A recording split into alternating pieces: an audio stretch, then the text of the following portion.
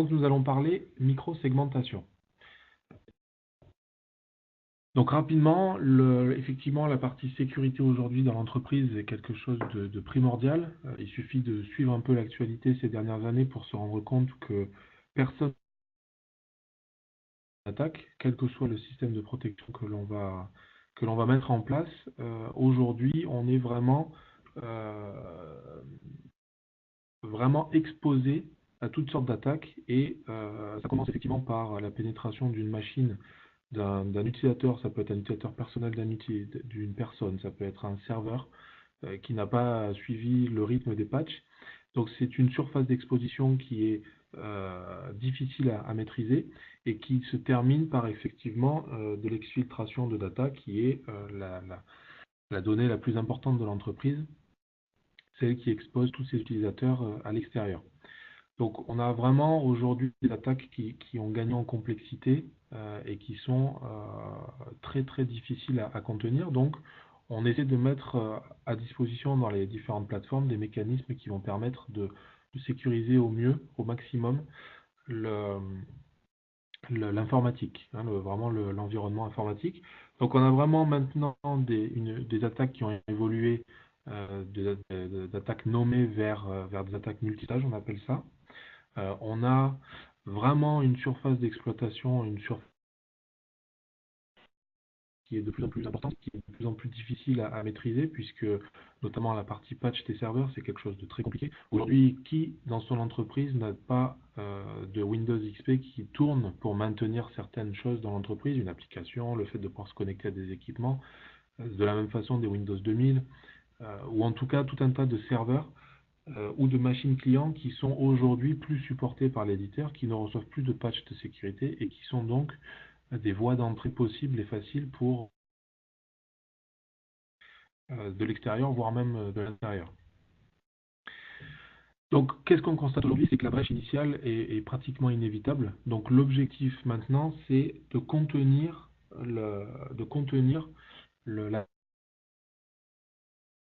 Donc, on sait que l'exposition est trop compliquée à maintenir. Donc, pénétration il y aura. Donc, il faut contenir mieux la surface exposée.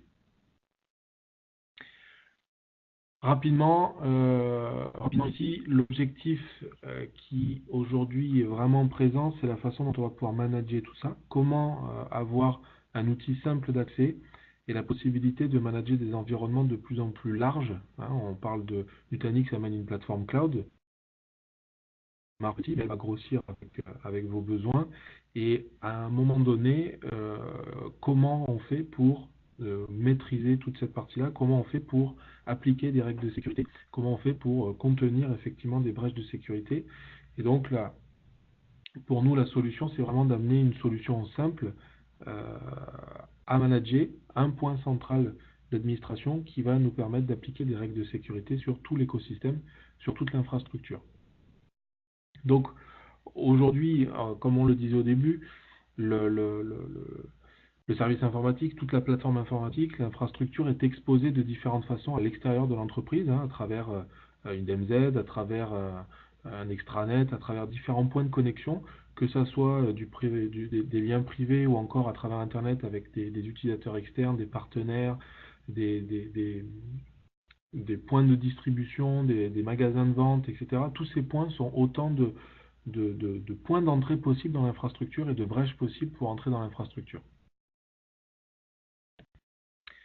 Donc, premier objectif pour nous, c'est effectivement d'avoir un point d'administration centralisé, simple d'accès, et donc forcément on capitalise sur Prism, l'interface unique. Donc cette interface, ce mécanisme d'application de règles de sécurité, de micro-segmentation, sera donc disponible au sein de l'interface Prism centrale. L'idée, c'est d'avoir la possibilité de mettre en place, pour imaginer un peu, un rôle dédié à chacune de vos machines virtuelles. La micro-segmentation a pour objectif d'appliquer des sécurités directement au niveau des machines virtuelles. Ce qui représente en fait un petit firewall, un mini firewall derrière chaque machine virtuelle. On n'a pas à sortir sur le réseau pour aller rejoindre un équipement de sécurité, un firewall externe, qui lui est plutôt destiné à filtrer le trafic nord-sud. Là, l'objectif, c'est vraiment de pouvoir filtrer principalement la partie est-ouest, donc tous les échanges qui vont se faire au sein de la plateforme virtuelle. On va donc appliquer ces règles de sécurité sur des catégories, sur des groupes. On va en fait rassembler des unités des machines virtuelles ensemble à travers différentes règles. Ça peut être une localisation, ça peut être un data center, ça peut être un type, une application. Là, par exemple, on voit deux groupes de web et database. Donc, c'est ces groupes-là qui vont finalement filtrer les machines, les rassembler et leur appliquer des règles de sécurité derrière. Donc ici, toutes les machines web, par exemple, peuvent parler aux machines de base de données sur le port 1521. De la même façon, on va simplifier le changement qui pourrait arriver au sein des machines virtuelles. Typiquement, on a vu qu'on allait créer des groupes. Donc ces groupes, on applique ça sur des objets de type machine. On va les rassembler par groupe. Et si ces machines, donc là, on a la même approche. Ici, si on crée une machine, forcément, en fonction des catégories qu'on va lui appliquer, des tags qu'on va lui appliquer, elle va automatiquement rejoindre ces groupes de sécurité et se retrouver sécurisée immédiatement à l'allumage. C'est vraiment l'idée d'avoir une centralisation, une automatisation de l'application des règles de sécurité basée sur la notion de catégorie ou de tag.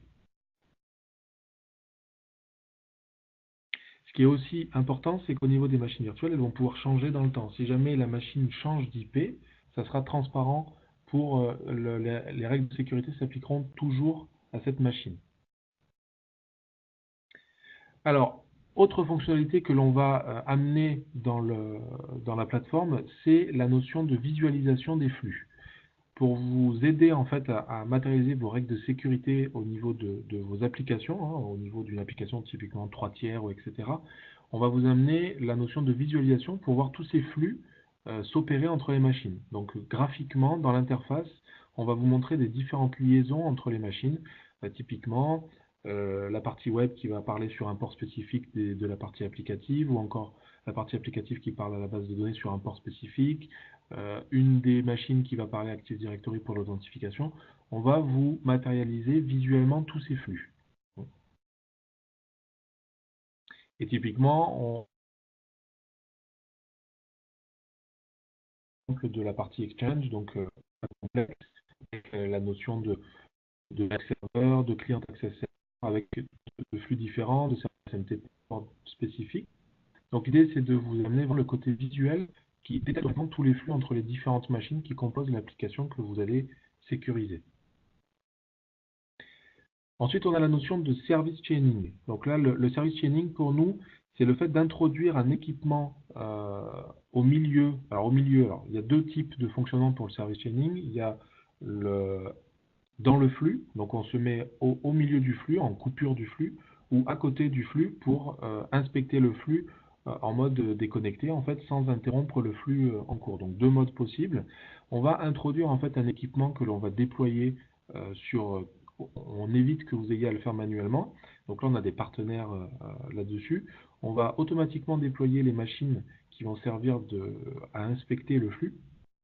Typiquement ici, on a une machine de firewall de Palo Alto, et on va pouvoir en fait automatiquement dire un flux spécifique pourra être sécurisé ou pourra être analysé. Donc là, nous, en fait, la partie micro-segmentation s'arrête au niveau 4, en fait. Hein. Donc de 4 à 7, on va s'appuyer sur des partenaires qui feront une inspection approfondie du flux, et typiquement, c'est l'objectif du service chaining. Hein. Donc la micro-segmentation par défaut, ça va jusqu'au niveau 4, pour le modèle OSI. Hein.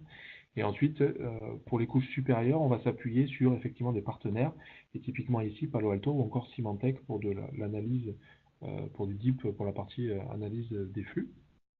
Donc, on n'est pas obligé de l'appliquer pour tous les flux, hein. On pourra vraiment sélectionner le flux spécifique que l'on va souhaiter inspecter en profondeur, et donc on le verra dans la démonstration. Donc ici, on voit le flux de la machine qui passe par. Donc là, on est inline en fait. Hein, on a choisi le mode inline. Donc là, le flux passe par la avant d'aller vers sa cible. Alors, les cas d'usage, trois cas d'usage avant de passer à la démonstration. Donc les cas d'usage spécifiques, c'est effectivement l'environnement de zoning. Là, on est en mode environnement. Donc l'idée, c'est de les environnements entre eux. On va avoir par exemple de la production, du développement, du staging, etc. Ces différents environnements sont sécurisés les uns des autres. Aucune machine dans un des environnements ne peut communiquer avec un autre environnement. Donc là, c'est un cas simple où il nous faut isoler de façon logique au sein d'une même plateforme physique les différents environnements. Donc là, on va le voir dans la démonstration. On a une fonctionnalité très simple pour mettre en place ce type de segmentation. Deuxième cas d'usage, ça va être la partie, on appelle ça ring fencing. Donc là, on est centré autour des applications. On va autoriser les applications à parler entre elles au sein d'une même bulle applicative avec certaines règles. Elles ne peuvent pas se parler entre elles, donc c'est vraiment au sein de chacune des applications. Certaines applications ont la possibilité d'aller discuter avec l'AD et le DNS, par exemple. D'autres applications avec Internet, etc. Donc là, on met en place une sécurité au niveau applicatif. Donc là, on est vraiment centré autour de l'application. Et le troisième cas d'usage, c'est la quarantaine. Donc là, l'objectif, c'est qu'une fois qu'on a effectivement une machine qui est flaguée, qui va recevoir une catégorie ou un flag, en tout cas infecté, typiquement par une solution antivirus, à ce moment-là, on va pouvoir isoler cette machine de deux façons possibles, soit totalement l'isoler, soit l'isoler en la laissant accessible par un mécanisme par des outils forensiques, typiquement, pour qu'on puisse analyser la machine et savoir comment elle a été pénétrée, tout ce qui a été exposé dans la machine. Deux modes possibles que l'on va voir. Et on va bientôt avec les catégories et les tags. Et elle est mise en quarantaine. Voilà la démonstration. Donc je vais me connecter à Prisme Central. Donc là, la même expérience que celle que vous avez tous les jours. Donc aujourd'hui, une fois la version 5.5 de Nutanix disponible, en fait, cette fonctionnalité, à l'instant de la sortie de la 5.5, sera en mode Technical Preview. Donc ici, on va manipuler deux concepts. La notion de catégorie, c'est l'équivalent des tags, des labels, en fait, que l'on va appliquer pour construire la représentation logique de nos applications. Et ensuite, les Security Policy. Donc là, on voit, c'est en Tech Preview.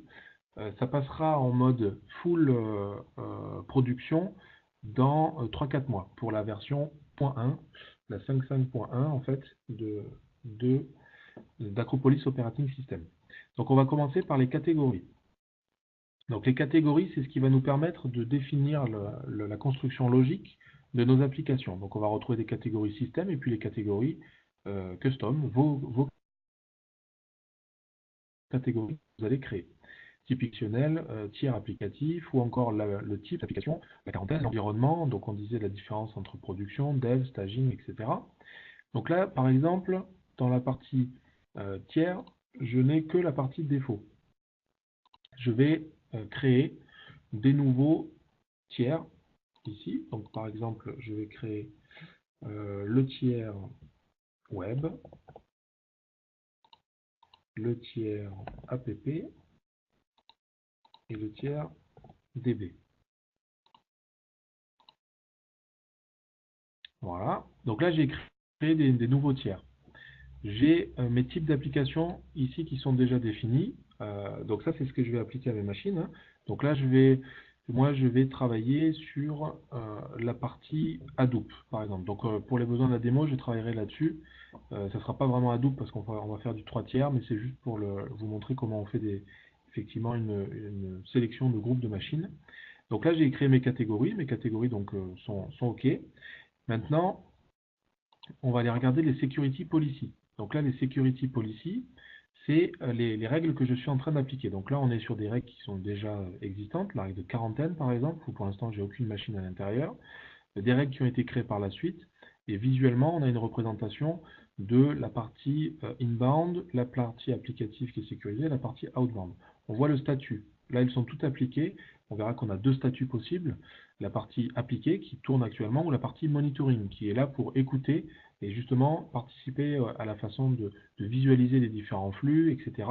pour ne pas casser les communications de l'application si on n'est pas sûr des flux à ouvrir. On passe d'abord en mode monitoring pour analyser tout ce qui se passe et être certain que l'on ne va pas casser l'application en appliquant notre règle de sécurité. Donc avant de créer une nouvelle règle, je vais appliquer en fait mes catégories pour commencer à matérialiser mes machines virtuelles. Je vais appliquer ces catégories à mes machines. Donc là, je vais dans l'interface traditionnelle ici et je vais travailler sur les trois machines ici, app, web, db. Ici, bon, c'est Hadoop. Le nom n'est pas bon, parce que c'est plutôt du 3/3 une application web traditionnelle. Donc je vais ajouter des catégories à mes machines. Donc par exemple, à la partie web, je vais lui rajouter le tiers web que j'ai défini précédemment. Donc ici, je vais avoir Manage catégorie. Ici, on va retrouver déjà un certain nombre de catégories qui ont été appliquées. Et moi, je vais rajouter la mienne. On a vu que c'était App tiers web. Ici, on va faire la même chose. Non, hop, on va le sauver. On va faire la même chose pour les autres machines. La partie applicative, Manage catégorie, App tiers app. Hop.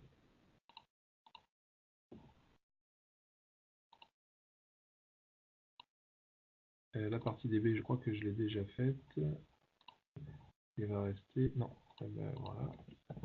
App tiers DB. Voilà, donc là j'ai appliqué des catégories à mes machines. C'est comme ça que je vais construire un petit peu la vue logique. Donc on a vu que, par exemple, ces trois machines qui composent une application, dans le cadre de ma démo, ont des catégories communes. Je peux appliquer des catégories de façon commune à tout le monde. Donc ici, non, non. Hop. J'ai pris la mauvaise. Voilà, la partie web ici. Donc on va pouvoir effectivement appliquer des catégories communes aux machines de façon globale. Donc là, on a vu que la partie localisation, c'est du RAM pour cette machine et que l'app type, donc l'application, c'est Hadoop. Donc je peux définir en mode bloc des catégories à un nombre de machines que je vais pouvoir filtrer ici par nom, par exemple, si je fais que Hadoop, etc. Je peux toutes les sélectionner, appliquer des catégories. Enfin voilà, la manipulation des catégories est simple. Donc maintenant, je vais matérialiser des règles de sécurité. Donc on l'a vu, j'ai créé des catégories, défini mes catégories, j'ai appliqué ces catégories ou tags à mes machines. Donc maintenant, je vais pouvoir créer mes règles de sécurité. Donc là, je vais avoir deux types de règles de sécurité. La partie Isolate environnement, qui est la plus simple, qui est le use case qu'on avait vu pour isoler, par exemple, des environnements entre eux. Donc là, on a Isolate cette catégorie from cette catégorie. Donc typiquement, c'est là que je vais avoir environnement production qui est isolé de environnement dev. Donc c'est pas plus compliqué que ça. Ça nous permet effectivement de mettre en place cette notion d'isolation des différents environnements entre eux, pour ne pas qu'ils puissent communiquer entre eux. Ça, c'est la règle de sécurité la plus simple. Maintenant, on va voir la règle de sécurité applicative. Donc la règle de sécurité applicative, on va lui donner un nom. Clash meeting démo. Et là, on va choisir l'application qu'on va sécuriser. Donc là, je vais choisir l'app type Hadoop, qu'on va commencer à manipuler. Ici. Et à partir de là, on va rentrer dans l'outil de modélisation de nos règles de sécurité. Donc là, j'ai l'application qui est au centre, ici. Donc je vais appliquer des règles sur les tiers de cette application. Donc je vais commencer par modéliser les tiers de l'application. Donc c'est ici qu'on va retrouver les app tiers que j'ai définis. Donc on va retrouver la partie web, la partie applicative, la partie base de données. Voilà, donc là j'ai défini mes trois tiers de l'application. C'est ici que les machines vont être automatiquement associées. Toutes les machines qui composent le web, toutes les machines qui composent l'app tiers et toutes les machines qui composent le DB. Et ici, je vais pouvoir définir les flux inbound et ici les flux outbound. Donc en inbound, tout ce qui va rentrer, tout ce que je vais permettre de rentrer dans l'application, je vais pouvoir choisir, soit je ne fais pas de sécurité, donc j'autorise tout, et là c'est terminé, soit j'applique de la sécurité.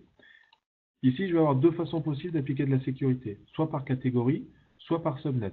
Pourquoi on a mis la partie subnet? Pour tout élément qu'on ne maîtrise pas, parce que les catégories, ce sont que des éléments qui sont à l'intérieur de la plateforme Nutanix, puisqu'on leur a appliqué des catégories, des tags. La partie subnet, c'est pour tout équipement qui sera à l'extérieur de la plateforme Nutanix et qui entrerait pour communiquer avec cette application. Donc, on va les définir par subnet. Donc, si je choisis les catégories, par exemple, pour faire simple, pour les besoins de la démo, on va dire que toutes les machines qui sont flaguées San José dans Prism sont autorisées à venir parler avec l'application. Voilà. Ici, voilà. Donc là, j'ai défini ça. Je vais pouvoir maintenant choisir là où je vais me connecter. Donc typiquement, on se connectera qu'à la partie web. Donc je vais choisir la partie web ici. Je vais choisir de autoriser le port 80, par exemple, ici, et puis le port 83, et puis le port pour les besoins de la démo 80-80. Voilà. Alors, je vais vite. Donc ici, on a défini nos différents ports avec lesquels on va pouvoir communiquer avec l'application. OK. Donc ici, j'ai maintenant cette chaîne, cette connexion qui va d'un sens à l'autre, qui va de la gauche vers la droite, avec laquelle j'ai défini les flux à l'intérieur, mes 3 flux. Pour la partie outbound, c'est le même principe. Vers l'extérieur, qu'est-ce que j'autorise? Est-ce que j'autorise que ce soit que les machines de San José? Et à ce moment-là, on va retrouver la même construction ici. On va dire que c'est que les machines de San José. Ici, voilà. Et là, c'est le même principe. On peut dire que c'est que pour la partie web que l'on souhaite autoriser ce flux. Et alors là, par contre, ça va être des ports dynamiques ou etc. Puisque là, c'est la partie outbound. Donc vers le poste client, on sera sur des ports, sur une range ou etc. Donc on peut faire par exemple comme ça. Je sais pas, par exemple de 5000 à 8000. Voilà, puisque c'est l'application, elle communique sur ce port web, par exemple. Voilà. Donc là, j'ai défini la sécurité, ici, pour cette application, en mode inbound, outbound. Mais maintenant, je vais avoir la possibilité de sécuriser l'application en elle-même. Donc là, j'étais sur des règles vers et from de l'application. Maintenant, on va basculer sur à l'intérieur de l'application. Donc là, c'est le même principe. On va pouvoir sécuriser à l'intérieur. Donc là, la partie web, je vais l'autoriser à communiquer avec la partie applicative. Donc là, on est sur le port TCP. Mon application, elle parle sur le port 1, 2, 3, 4. C'est juste pour les besoins de l'exemple. Et la partie applicative, elle ici, elle parle avec la base de données sur le port TCP 31.21. Voilà. Donc là, ici, on a autorisé les flux. Donc là, pour le besoin d'exemple, on restera simple, mais effectivement, on a modélisé la communication et la sécurisation au sein des 3 tiers de l'application. Il y aura sûrement plus de flux à la fin, d'autres allers-retours, mais voilà pour l'idée. Ici. Donc maintenant, je vais appliquer cette règle. Donc là, j'ai 2 modes possibles d'application. Donc là, on voit les différentes sécurités que j'ai mis en place. On a soit l'application immédiate qui applique immédiatement la policy et qui, si jamais j'ai oublié des choses, casse directement les communications. Soit je le sauvegarde et je passe en mode monitoring. Ça veut dire que je n'applique pas encore et je vais surveiller que ça fonctionne et que j'ai rien oublié puisque le mécanisme de visualisation va nous identifier les flux qui auraient été oubliés. Donc là, on voit qu'elle est maintenant dans un statut de monitoring, ici. Et si je vais à l'intérieur, là maintenant, elle est en mode Detecting Uncaptured Traffic Flow. Donc là, c'est en train de capturer le trafic et ça va identifier des sources X ou Y différentes que j'aurais pas prévues. Elles apparaîtront dans l'écran ici en jaune avec des flux associés aux différents tiers si jamais ça communique avec les différents tiers et ça identifiera les ports qui sont utilisés. Et à ce moment-là, en sélectionnant, vous aurez la possibilité de créer cette règle à la volée, de dire OK, je veux que cette règle soit prise en compte, et ça rajoutera une nouvelle règle, ou alors de bloquer cette règle pour dire que ça ne correspond pas à un trafic que je souhaite autoriser, donc je le bloque. Hein. Donc ça sera pour faire vivre l'application, et une fois que tout est OK, on applique cette fois définitivement la règle. Dernière chose que je souhaitais vous montrer, c'est la notion effectivement de quarantaine. Donc là, la quarantaine, outre l'automatisation de l'application de la quarantaine par un mécanisme d'antivirus, etc., Si on le fait en mode manuellement, quand une machine est affectée, il y a une brèche, ça a été identifié. Immédiatement, à travers Prism, on va chercher la machine qui est infectée et immédiatement la passer en quarantaine. Dans l'action ici, on va avoir quarantaine VM. Et là, on va pouvoir soit strict, comme je le disais, c'est-à-dire bloquer tous les flux, soit forensic, ça veut dire qu'on bloque tout, sauf les ports pour que les outils puissent, typiquement, on autorise SSH, pour que des outils de forensic, des outils d'analyse puissent se connecter sur la machine et opérer une analyse de la brèche qui a été ouverte sur la machine. C'est pas plus compliqué. Et là, typiquement, si je l'applique, donc je suis sur le Django Web, on va dire forensic, et là je l'applique, hop, la machine a reçu la quarantaine, et si je retourne en Security Policy, maintenant dans la zone de quarantaine ici, on voit que j'ai une machine qui a été rajoutée dans la quarantaine. Voilà pour la démonstration. Moi, il y a un point que je voulais préciser, Anthony. Oui. Quelque chose qui est assez important dans cette approche sur la microsegmentation, c'est que la microsegmentation, comme toutes les nouvelles features qui vont apparaître dans l'environnement Nutanix, vont être intégrées à notre nouvelle API V3 qui sortira aussi en tech preview en même temps que notre environnement 5.5. Le gros intérêt d'avoir une API par-dessus tout ça, ça va être d'être capable de piloter toutes ces fonctionnalités et donc toutes ces règles de sécurité avec tout outil tierce qui va venir automatiser la plateforme. Donc c'est quelque chose qu'à terme on va intégrer aussi dans notre environnement d'automatisation applicative dont on a parlé la semaine dernière, mais c'est quelque chose qui va être disponible aussi à tous les clients à travers les API. Quand ils auront besoin d'automatiser, ils pourront venir intégrer directement dans le déploiement par exemple d'une nouvelle machine virtuelle les règles de sécurité correspondantes. Ouais, ça c'est vraiment important, la notion d'automatisation. À partir du moment où effectivement on fournit une plateforme cloud, l'API est vraiment vraiment importante, parce que le but c'est que tout puisse être automatisé. Alors, il y a une dernière question qui vient d'apparaître sur le chat, on va la prendre vu qu'il y a encore quelques personnes. En cas d'upscale, est-ce qu'on peut appliquer ces règles sur le même type de VM via tag ou autre? En fait, le gros intérêt de cette approche par tag et par catégorie, c'est que c'est des choses qui vont pouvoir être héritées lorsqu'on va faire par exemple du clone de VM. Et donc dans le cas d'un upscale d'une application, on aurait par exemple plusieurs frontales web. Si on duplique le frontal web et qu'on lui applique les mêmes catégories, ce qui va être intéressant, c'est que toutes les VM supplémentaires vont hériter des mêmes règles sans avoir besoin de les rajouter spécifiquement et manuellement. Exactement. L'idée, c'est que maintenant, au moment de provisionner une machine, alors soit de façon automatisée, soit manuellement, c'est de lui appliquer immédiatement les catégories auxquelles elle doit appartenir pour que immédiatement la sécurité suive la création de la machine. Parfait. Merci à tous. Et merci à tous. À la prochaine.